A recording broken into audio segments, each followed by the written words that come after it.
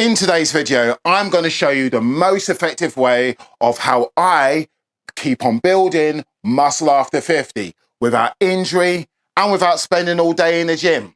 Who am I? I'm Psymon H, muscle after 50 coach and naturally jacked 53-year-old. And today it's all about the lower body, chest and triceps.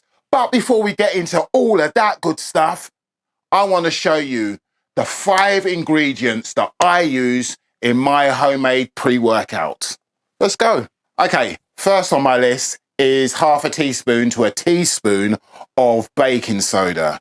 Now I use this to neutralize lactic acid. I also use it to lower and reduce fatigue while giving me endurance. Okay, next on the list is HMB, a really effective supplement for men over 50. Now I use a gram of this, and this helps to reduce muscle breakdown and wastage, and also soreness. Next up, it's a quarter of a teaspoon of Celtic sea salt. Now I use this because it's got all the essential minerals that I need for hydration, plus the sodium in it helps me to contract my muscles really well. Gives me that extra bit of stamina through a hard training session. Oh, and my last 2 ingredients, beetroot powder, which is really good for blood flow and delivering oxygen to the muscles. And we all know, or should know, a little bit about creatine. Creatine monohydrate, ATP, energy for those muscle cells. Oh, and I got my secret weapon. If you watched one of my last videos, you would have seen the host of benefits that taurine can give you inside and outside the gym. Inside the gym, 1 gram can help boost your performance and in turn help you to build a little bit more when it comes to that natural muscle. While I warm up, I'm going to tell you a little bit about today's workout and how I train. But first, when it comes to longevity, longevity's best friend is muscle. But when it comes down to muscle, doesn't matter at what age you're building muscle, the principles are still the same. And that is, you must use a high level of intensity and you must use progressive overload. Now, after that, there are many ways to skin a cat. Today's workout is one of those blades. I use a slow motion, high intensity hybrid protocol, which is a combination of high intensity training and myo reps. I resistance train twice over 8 days and mix that with 2 functional training sessions. Now back to slow motion high intensity training, aka SHIT. It is a very short, very intense 1 to 3 sets per muscle group training protocol where you perform quality repetitions to the point of momentarily muscular failure. In my estimation, this is one of the best workouts that you can do to build muscle after 50 because of the painstaking precautions to regulate the volume and frequency of exercise to prevent overtraining and, more importantly, injury. Along with the intensity, a key fundamental to the effectiveness of SHIT training is the super slow lifting. So rather than using a 2-second concentric phase and a few seconds on the eccentric portion of the movement, SHIT slows things right down. I'm using 10 seconds on both the eccentric and concentric phases of the movement, which means that 1 single repetition will take 20 seconds to complete. This means that I'm able to recruit all my muscle fibers responsible for growth without using extremely heavy weights, which stresses the joints and tendons. And I don't have to do endless amount of repetitions with light weights, which builds up enormous amounts of drunk reps, leading to massive amounts of fatigue. I have a rep target of 4 repetitions plus for upper body and 5 plus repetitions for lower body. Reach my rep target, and on the following week, I use progressive overload and increase the weight.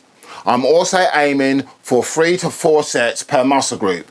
So I will explain the hybrid part and how I'm able to get additional sets out in record time by using myo reps a little later. You see, when you train at home, you're forced to be focused and creative.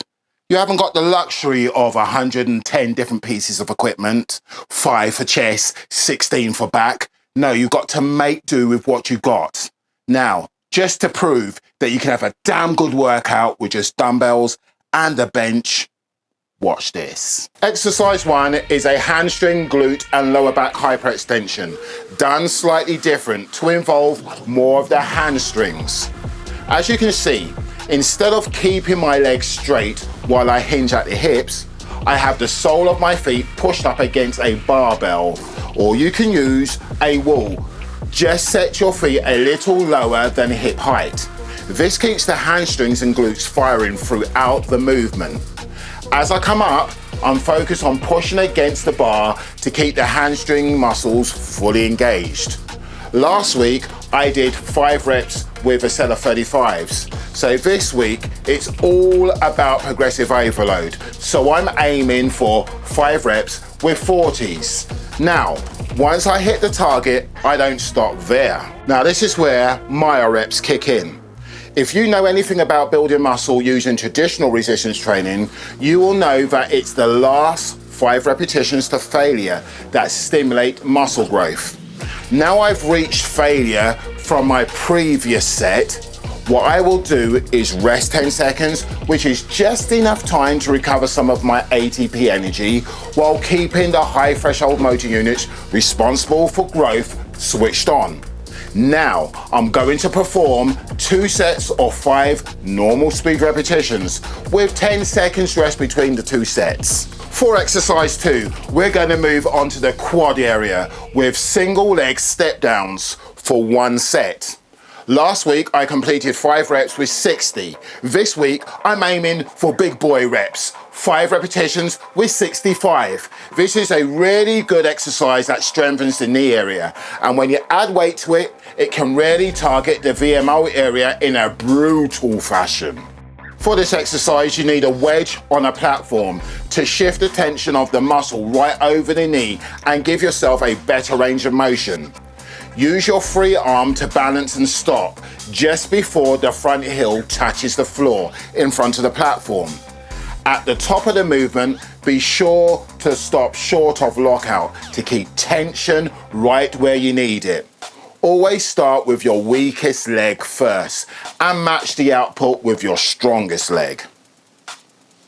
So because the last exercise focused predominantly on the muscle over the knee, we need an exercise that's going to cover a little bit more of the 4 quad muscles. So the last quad exercise is going to be the dreaded sissy squats. Now, I found the best way to add weight to this exercise is to loop a heavy band around your waist with a dumbbell. Now, to capture the entire quad area, I'm going to stand with my feet about shoulder width apart. The object here is to stay on my toes from start to finish and shift my knees as far forward as I can at the bottom of the movement and shave the last 10 to 15% off the top of the movement. This is torture, beware. But when I hit the rep target, I'm going to rest 10 seconds and try to find 5 more normal repetitions using my reps. Up next, we have chest. We have 3 sets and 2 exercises. The first exercise is a low incline barrel press. Here it's about pressing with a neutral grip to protect the shoulders. In the stretch position, you want to retract your shoulders to engage all the muscle fibers.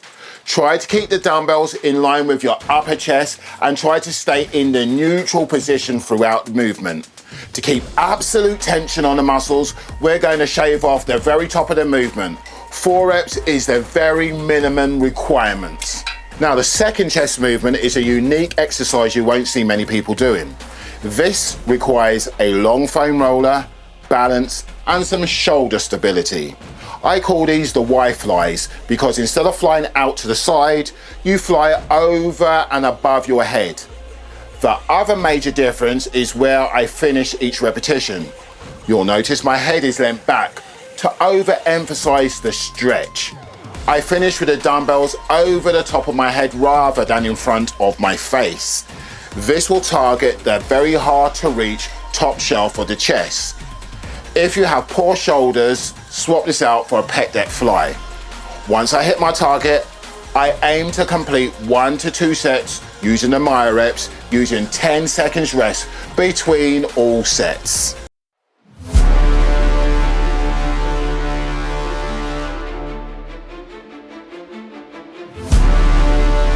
Now we're going to close out the show with triceps. For this, we're going to hit floor skull crushers. Now there are a few different ways to perform these, but what I found in my 40 years of hitting the iron, that the best execution is when you start with your knuckles facing the ground, either side of your head. By doing this, you maximize the lengthening of the tricep heads. You'll also notice that I don't bring the dumbbells back overhead, as this relinquishes the triceps of maximum tension. Instead, the dumbbells travel behind the line of my head. You make sure to keep your elbows in so you don't put extra unwanted stress on your shoulders. Once I reach failure, you know the deal. I use myo reps, I rest 10 seconds, and I hit 2 to 3 sets of 5 with 10 seconds rest in between. Boom, boom. That's the end of this workout. Now, in part 2, I will show you a real killer shoulder, back and bicep workout. And I'll also give you some insider tips on what you can do to really propel your post-workout nutrition. Now, if you're a subscriber, well done. You know I'm going to see you on the next round. If you're not a subscriber, but you want more tips and tricks on how to build muscle after 50, subscribe and click the notification button. Otherwise, do your finger a favor and like this video, and I will see you on the next round of building muscle after the big 5-0. Peace.